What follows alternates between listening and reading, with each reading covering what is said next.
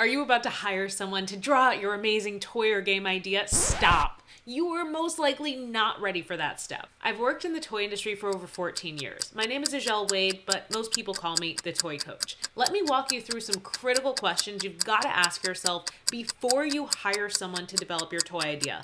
If you hire someone to sketch your idea out before you've answered these questions, you're wasting your time and your money, and most likely you're gonna have to do this step all over again. Every single day, I meet new people with great ideas for toys. Usually, they find me once they've already invested too much money going down the wrong path. First question you've got to ask yourself: who is your ITM? ITM stands for Ideal Target Market. That's what I teach my students in my program, Toy Creators Academy. Your ideal target market is who your product is designed for. Since you're making a toy, and it likely is a toy for kids, there's going to be two levels. There's going to be the kid you're designing it for and the parent that you want to attract. If you are not crystal clear on who that is, whatever product you are having someone sketch out or develop for you is not going to be the final product. If you're spending $1,000, $1,200 on having an artist sketch out an idea that isn't fully formed, you're just going to have to spend that money all over again once you do fully form that idea. Question number 2. How are you going to sell this toy or game? Your two options are B2B or B2C. If you sell your product B2B, that means you're going to sell it to retailers who are going to sell it directly to their consumers. But which retailers? Are you aiming for specialty toy stores like Learning Express or that mom and pop toy store around the corner from your house? Or are you aiming for Target, Walmart, Barnes & Noble, those big names that you want to carry your product? If you're going to sell B2C, that means you're going to sell direct to consumer. Does that mean you're going to sell it online or at craft fairs and trade shows? All of that is going to affect the price of your product.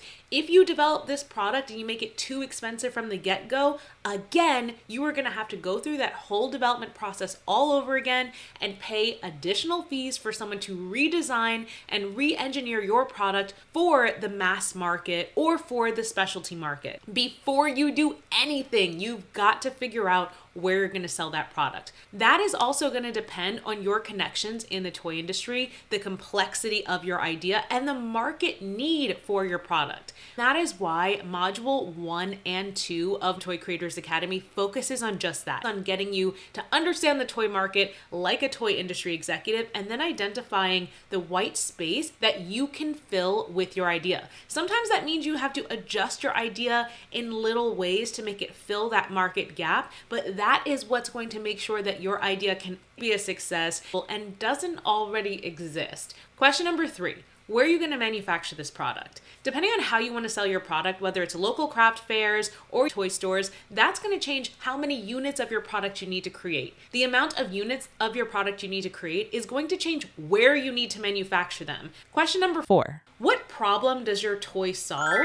If your toy does not solve an existing market need, you've got to revisit it. That is a key part of creating any new business. We need to solve a market need or a market gap. If your toy already exists, why are people going to buy your product? Your brand itself could be the unique driving factor for your product. If you don't have that strong following, that is why we focus on marketing in my program, Toy Creators Academy. We are all about how to market your brand, grow your list so that you can build a following. Question number 5. Do you have the correct protections in place while you're working with a freelancer? Did you know that a freelancer could take ownership of the work that they produce for you? Yeah, if you don't have the right agreements in place, that can happen. That is also what we talk about in Module 5 of Toy Creators Academy, how to work with toy industry freelancers. Everything from selection of materials to how joints work together to selection of factories will be influenced by the freelancer that you choose to work with. I would love a chance to meet with you and talk over a long-term strategy of the best way to launch this idea of yours. You can book a Toy Clarity call with me right now, and we can lay out a solid plan to get your idea launched, keep it protected, and make sure that you have a plan for the way that you want to sell it to your ITM, your ideal target market. I hope to talk to you soon.